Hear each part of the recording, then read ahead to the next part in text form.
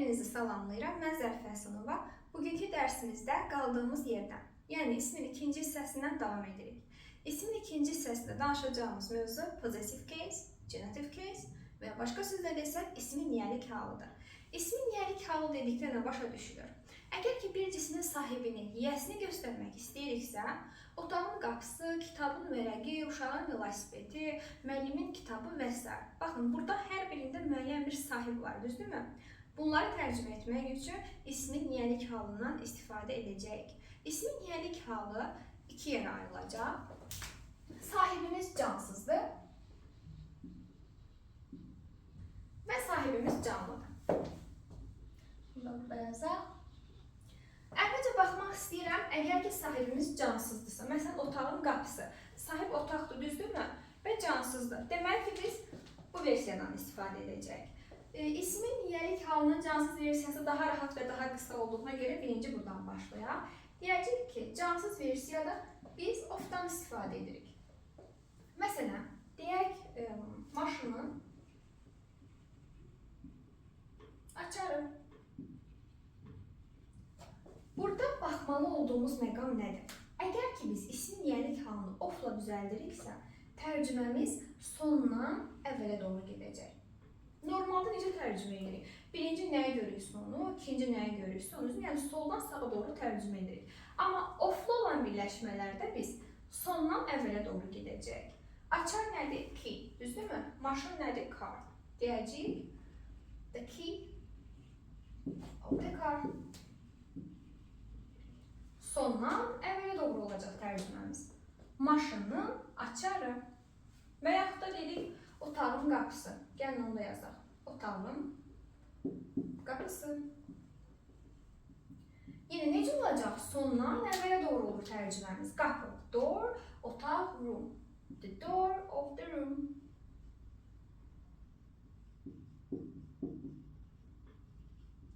Və yaxud da deyək ki, kitabın üzü. Kitabın üzü.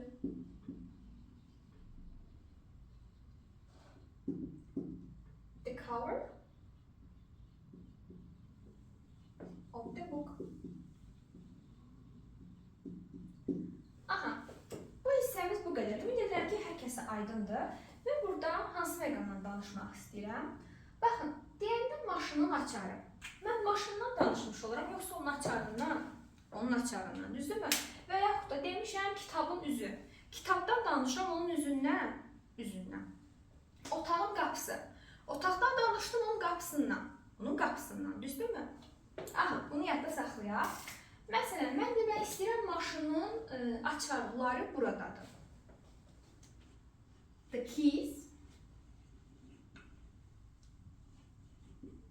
of the car is here. Ola bilərmi? Baxıram, car, maşın təkdədir, ondan sonra da iz qoymuşam, düz görünür. Xeyr, niyə görə nə dedim? Mən maşının açarından danışıram, düzdürmü? Maşından yox, onun açarından və baxıram, açarlar sözü cəmlədir, düzdürmü? Sonunda bir s var. Deməli ki, iz yox. Nə qoyacam? R qoyacam. Amma olsaydı ki, the key of the car is here. Okey, düzgün. Baxıram ki, key, açar təkdədir, iz təkdədir, mübtədam təkdədir, xəbərim təkdədir, heç bir problem yoxdur. Niyə bunu tərcüməyə gedəcəksiniz? Baxırıq ki, necə oldu? Dedi ki, maşından yox, onun açarından danışdıq. Və yaxud da daha sadə necə deyəcəyik? Baxın, ofdan əvvəlki söz nədirsə, uzlaşmamız ona uyğun olacaq. Ofdan əvvəlki sözün cəmlədirmi? Baxıram, sonunda s-i var, larlər şəkilçisidir, cəmlədir, aha, bu qədər. Bir yana ora r qoydum. Baxıram, ofdan əvvəlki sözün təkdədir, cəmlədir, baxıram, sonunda s yoxdur, təkdədir. Bu qədər. Nə edəcəm? Xəbərimi də ona uyğun təkdə qoyacam. Necə yadımıza saxlayırıq? Ofdan əvvəlki sözə uyğun olaraq bizim uzlaşmamız gedəcək. Bura qədər hər şey ümid edirəm ki, aydındır və cansız olan hissəni bitirdik. Demək olar ki, bitirdik. Bunu silim. Və baxaq canlılar üçün olan versiyaya. Canlılar üçün nə deyəcəyik? Canlıların da iki forması var. Əgər ki, sahib təkdədir, yoxsa sahib cəmdədir. Elə də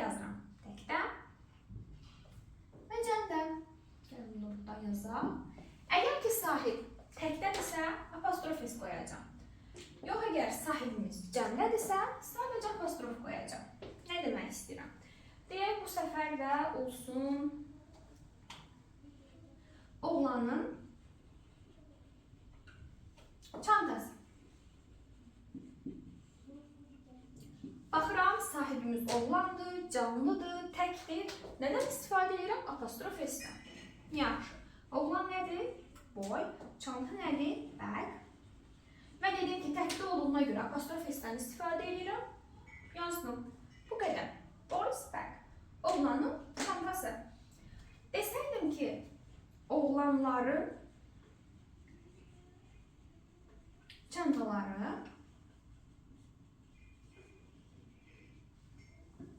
Baxıram, sahibimiz cəmdədir. Okey. Yenə yazıram boys. Oğlanlar boys. Çantalar bags. Və nə dedik? Əgər ki, cəmdədirsə sadəcə apostrofdan istifadə edirik. Düzdürmü? Mən də sadəcə apostrofunu yazıram. Və bununla da bitdi. Oğlanların çantaları. İndi mən oğlanların çantaları yox. Oğlanların çantasını mən istəyirəm. Gəlin bana silək. Cansız hissələr bitdi. Silək. Aha. Ya buradan yazıram. Oğlanların çantası. Hiçbir problem yoxdur. Bir neçə oğlanın orta işlətdiyi bir çantası da ola bilər. Bir neçə çantası da ola bilər. Bir neçə çantası olduğu halda yazdıq. İndi də yazıram ki, oğlanların, yenə boys yazdım. Bir də apostrofunu qoydum. Boys bag. Oğlanların çantası. Aha, nə dedim? Burada ortaqlıq anlayışı var. Ortaqlıq. Yəni, bir neçə insandır və bir şeydən ortaq istifadə edirlər. Düzdürmü? Cansız olduğu halda hiçbir problem yoxdur. Əşyalardan danışırıqsa, çanta da bir yerdə istifadə edə bilərik, otaq da bir yerdə bölüşə bilərik. Yəni, cansızlarla heç bir problemimiz yoxdur.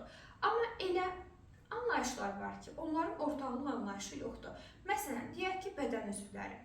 Hər insanın özünə məxsus bədən üzvü var, düzdürmü? Ortaq bir əldən istifadə edə bilərik, xeyr. Ona görə də qaydamızı yazırıq ki, gəlirlər silək. Qaydamızda deyilir, bədən üzvlərində ortaqlıq anlayışı yoxdur. Hər insanın özünə məxsus bədən üzvü olur. Gəlin müxtəlif versiyalara baxaq. Jane və Kate-dən danışmaq istəyirəm. Jane and Kate. Onların əllərinə danışmaq istəyirəm. Hands. Yaxşı, qoy hər bir formasına qalsın. Jane and Kate. Hand. Baxıram, nə demişdim? Bədən üzvlərində ortaqlıq anlayışı yoxdur. Bədən üzvlərində ortaqlıq anlayışı yoxdursa, bu deməkdir ki, hərəsinin ayrı-ayrılıqda apostrofesi olmalıdır. Jane'in özünə məxsus apostrofesi olacaq, Kate'in isə özünə məxsus apostrofesi olacaq. Və minimum Jane'in bir əli var, düzdürmü? Kate'in də bir əli var ən azından. Topladığı 2 oldu, cəmliyi bildirdi, demək ki, həndə də bir dənə S yapışdırdım. Niyə görə? Çünki ayrı-ayrılıqda ortaq deyilsə, ayrı-ayrıdırsa və əgər ki, ismimiz də sayılırsa, mütləq cəmlənməlidir. Bunun sonuna da baxaq. Jane'in və Kate'in əlləri. Amma desəydik ki, Jane and Kate, bir dənə də bura sonuna, bir dənə apostrof S əlavə edib, hətta buna bir dənə hənis desəydik, olmayacaqdı, səhv olacaqdı. Niyə görə? Artıq onun ortaqlıq anlayışına gəldik. Jane and Kate's hands deyəndə demək istəyirəm ki, onların ortaq bir əli var. Olmaz. Nə demişdik? Bədən üzvlərində ortaqlıq anlayışı yoxdur. Amma mən həndi silsəm, əli silib, oxuyacaq. Ola bilər, baxıram ki, Jane və Kate'in bir kitabı. Ortaq bir dənə kitabları var, sonunda esi yoxdur. Ola bilər, ortaq bir kitablarını birgə işlədirlər. Book versiyasında da ola bilər, books versiyasında da ola bilər. Heç bir fərqi yoxdur. Bu versiyada deyəcəyik, onların bir neçə kitabı var və birgə işlədirlər. Bu versiyada deyəcəyik ki, onların sadəcə bir kitabı var və birgə işlədirlər. Demək, nə dedik? Əgər ki, ismimiz sayılırsa, mütləq cəmlənməlidir. Yaxşı, sayılmayan versiyasına baxaq. Deyək, Jane and Kate. Saçdan danışmaq istəyirəm. Bundan qabaqki videoda bilirik ki, hair həm saç mənasından, həm tük mənasından. Tük mənasında sayılır, saç mənasında sayılmır. Mən burada saç mənasında demək istəyirəm ki, Jane və Kate'in saçı. İndi baxıram. Demişdim ki, bədən üzvlərinin hərəsinin ayrı-ayrılıqda apostrofesi olmalıdır. Yaxşı, Jane'ə də apostrofes yazdım, Kate'ə bir də apostrofes yazdım. Nə demişdik? Həminin sonuna bir dənə S yazmışdıq. Hair'in də sonuna bir dənə S yazmaq yox. Niyə görə? Çünki hair saç mənasında sayılmır. Sayılmırsa mən nə qədər istəyir oraya 2 dənə yox, 50 dənə insan yazım. Sonuna S yaza bilmərəm hairin. Niyə? Çünki sayılmır. Sayılmayan isimləri cəmləyə bilmərik. Çaşdırmayaq. Müddət baxırıq. Ayrı-ayrılıq hərəsinin apostrofesi varmı? Var. Sayılandır, yoxsa sayılmayandır. Sayılmayıb, əla. S-i də yoxdur. Heç bir problem yoxdur. Sayılır mı? Baxıram. S-i də var. Bunda da heç bir problemi yoxdur. Ümid edirəm ki, bura qədər hər şey sizə aydındır. Bir də qohumluq əlaqələrindən danışaq.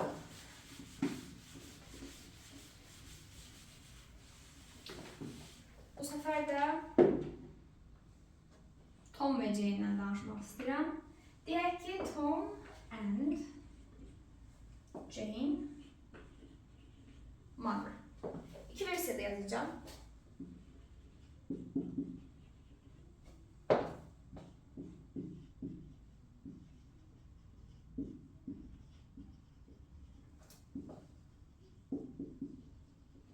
Birinci versiyada yazmaq istəyirəm. Hərəsini ayrı-ayrılıqda apostrofes yazıram. Burada isə sadəcə birini apostrofes yazıram. Birinci halda bayaq necə demişdik? Hərəsinin ayrı-ayrılıqda apostrofesi varsa, deməli Tomun və Jane'in anası. Tomun anası ayrıdır, Jane'in anası ayrıdır. Bir ana bunda, bir ana bunda. Topladıq elədi 2. Deməli ki, mother'da bir dənə S əlavə edəcəyik və olacaq ki, Tomla Jane dostdular. Tomun ayrı anası, Jane'in ayrı anası var. Bu qədər. Heç bir qohumluq əlaqələri yoxdur. Amma desək ki, Tom and Jane's mother. Baxıram ki, sonuncu apostrofes əlavə eləmişəmsə, ortaqlıq anlayışıdır. Düzdürmü? İndi ortaq bir anadırsa, deməli ki, bacı qardaşdırlar. Düzdürmü? Burada da heç bir problem yoxdur. Problem açan olardı, mother'a bir dənə S yapışdırsaydı, olmaz. Niyə görə? Çünki Tom and Jane's deyib Jane'in sonuna bir apostrofes yazıramsa, bu deməkdir ki, Tom və Jane'in bir anası var və ona görə ana sözdə cəmlənməyəcək, S-ini yazmırıq və bu halı düzdür. Amma əgər olsaydı ki, mothers, o halın səhv olardı. Bu da bu qədər. Bu hissəni bildiysən,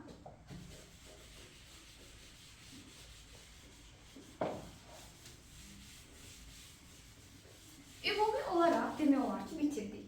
İndi baxırıq bir neçə fərqli istisnalara. Baxın, mən dedim ki, əgər ki sahibimiz cəmdirsə, ona bir də S yazmağa ehtiyac yoxdur, sadəcə apostrofdan istifadə edirik. Düzdürmü? Cats, dogs, boys, girls, teachers və s. Hamısının sonunda bir S var və dedim əlavə bir S ehtiyac yoxdur, apostrofunu qoyuram və bununla da bitir. Düzdürmü? Amma axı biz bundan qabaqki dərsimizdə keçmişdik.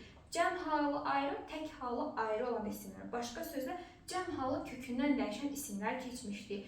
Tək halı və cəm halı eyni qalan isimlər keçmişdik. Bəs onları necə edəcəyik? Məsələn, demək istəyirəm ki, uşağın, yenə kitabımız, uşağın kitabı. Uşaqların daha doğrusu kitabı. İndi uşaqların kitabı, baxıram sonunda bir S falan da yoxdur, mən neyim? Və yaxud da deyək ki, bir təkdə və cəmdə eyni qalan isim idi. Aha, baxıram ki, bunun da bir S yoxdur, mən neyim? Deyəcək ki, cəm halı kökündən dəyişən isimlərdə və tək və cəm halı eyni qalan isimlərdə. Biz həmişə onların niyəlik halını apostrof S ilə yazacağıq. Children's book, bir neçədən uşaqdır. Book deyəndə demək bir neçədən uşaqdır, bir dənə kitabları var. Gəlin books yazaq. Bir neçə uşaq olsun, onların çoxu kitab olsun. İndi child's book yazmaq istəyirəm. Baxın, cəm hal, bilirik ki, child uşaq deməkdir, children isə onun cəmi uşaqlar deməkdir. İstəyir child versiyasında, istəyir də children versiyasında nə olacaq? Ancaq apostrof s-dən istifadə edəcək. Həmçinin digər versiyada da eynilə. Yadımızda saxlayırıq. İstisna hal olaraq, necə ki, sonda demişdik ki, tək halı ayrı, cəm halı ayrı olan isimlərdən fərqli olaraq, təki cəmi eyni qalan isimlər, bir də cəm halı kökündən dəyişən isimlər hansı ki biz yazmışdıq keçən dərsdə, onların yelik halı tək də olsa, cəm də olsa heç bir fərq eləmir, apostrof s-dən istifadə edərək yazılır. Ümid edirəm ki, bu hissədə aydındır. Mən nəyə baxmaq istəyirəm? Bayaq dedik ki, cansızların yelik halı ofla düzəlir, düzdürmü? Canlıların da yelik halını ofla düzəldə bilərik. Yəni, qrammatik olaraq bir problem yoxdur. Amma çox da təbii səslənir. Ona görə deyirik, canlıların yelik halını apostrof s və yaxud da apostrofla düzəldəcək. Amma ofla da görsəz problem deyil, yəni qrammatik cəhətdən bir problemi yoxdur. Yaxşı, bəs eyni dediyimin əksini canlılara tətbiq edə bilərəm. Məsələn, deyirəm ki, canlıların tək halında apostrof s-dən istifadə edirəm də. Elə ola bilərmi ki, sahib cansız olsun, həm də apostrof s-dən istifadə olsun? Bəli. Baxmayaraq ki, sahib cansızdır. Cansızların da yelik halının apostrof s-lə düzələn versiyaları hansılardır? Əsasən zamanla bağlı olur.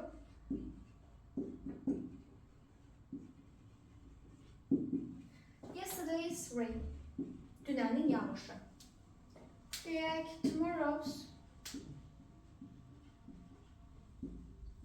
tomorrow's news. Sabahın xəbəri. Deyək, today's meeting. Bugünün görüşü. The sun's ray. Günəşin şüası və s.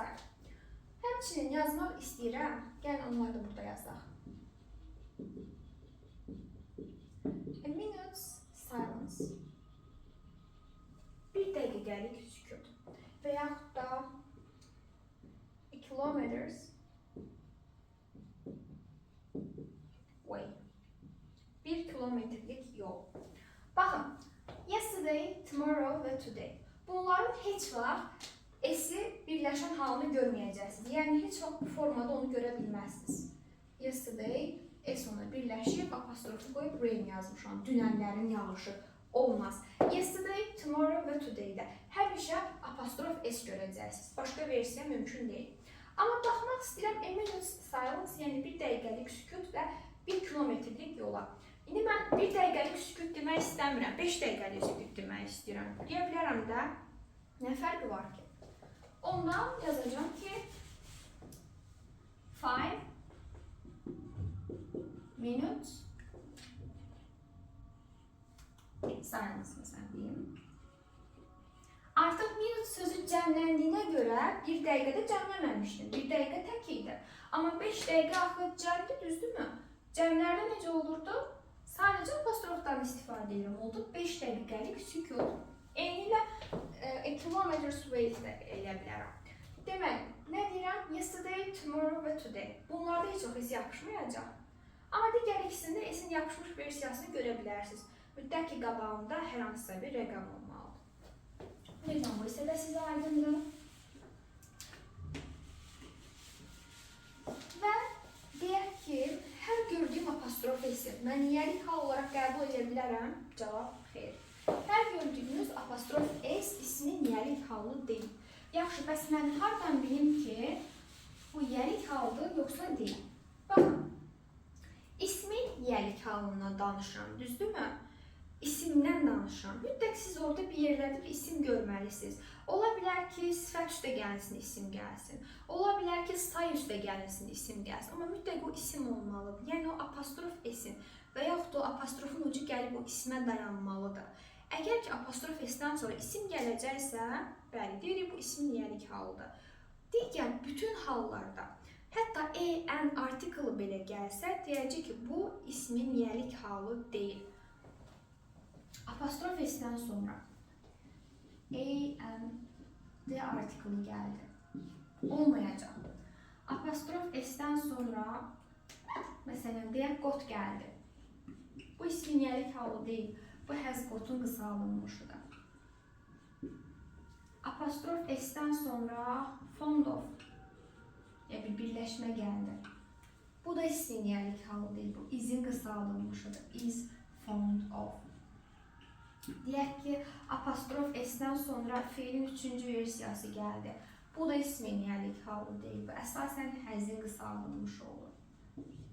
Məsələn, ona görə də rahat yadda saxlamanın üsulu nədir? Deyirik ki, apostrof S-dən sonra isim gəlməlidir. Ola bilər o ismi, məsələn, nə demək istəyirəm? Gəlin baxaq. Ola bilər ki, apostrof S-nin ismi sifət ayırsın. Apostrof S gəlməsən, girls. New bad demək istəyirəm.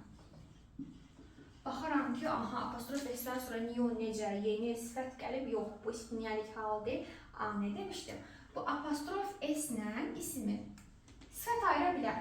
Qızın yeni çantası demək istəyirəm. Yenə də bu apostrof S-in gəldi, bir uca əgər ismə dayandısa, problem deyil. Bu isminiyelik halı olaraq qəbul ediləcək. Və yaxud da deyək ki, girls 5 bags. Baxaram, yenə də apostrof S-dən sonra birinci isim gəlmədi, say gəldi, ayaqlar çıxıb, yox. Gəldi bu apostrof S-in ucu, yenə də gəldi bu ismə dayandı mı? Dayandı. Qızın 5 çantaları. Ola bilər, problem deyil. Tək ki, bu apostrof S-i gəldi, bir ucu buralarda bir yerlərdə o ismə dayansın.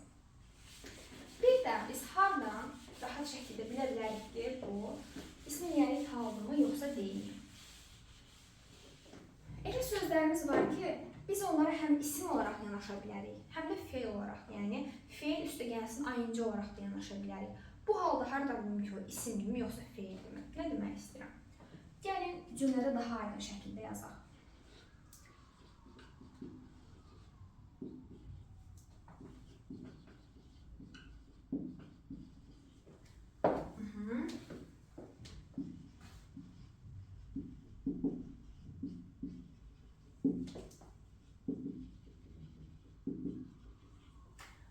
Gəlində yazın.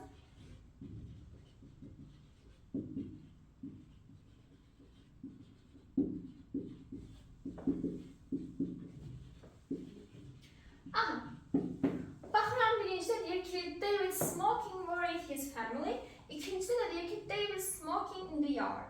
Hardan bilim ki, hansı baxıram ikisində də apostrof S var. Smoking həm isim ola bilər, həm feil ola bilər, sigaret çəkmək mənasında. Yaxşı, mən hardan bilim? Nə edəcəm? Əgər ki, apostrof S-dən sonra gələn isimdirsə, siz mütləq haralardasa bir yerdə feil görməlisiniz. Əgər ki, bir cümlədə siz apostrof S-dən sonra gördünüz ki, isim mi gəlib, feil mi bilmirsiniz. Baxın, görün, cümlədə ikinci bir feil var, ikinci bir hərəkət var. Varsa demək ki, o isminiyelik halıdır. Yox, əgər yoxdursa, deməli ki, o apostrof S-dən sonra gələn sözün özüdür feil.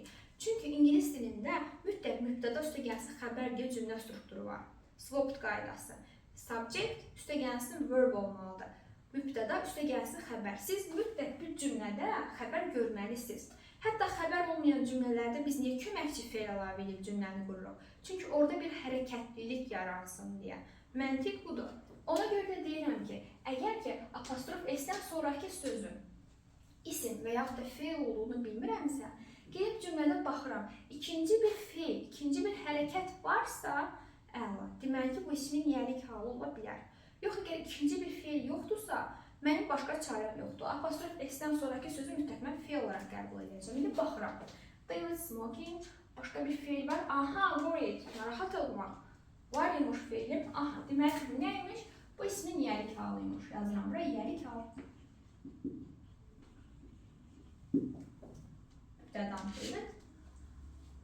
Worried, hərəkət var, problem deyil. David smoking, deməli ki, yelik halda imiş. Amma burada baxıram. David smoking in the yard. Hardasa fərqli bir hərəkət var. Bax, bunu tutmuşam. Hərəkət görürəm in the yard həyətdə. Yox, görmürəm. Onda deməli, mən məcburam ki, neyim? Smokingi hərəkət olaraq, yəni feil olaraq götürürəm. Və bu halda bu is smoking deməkmiş. birinci zaman imiş.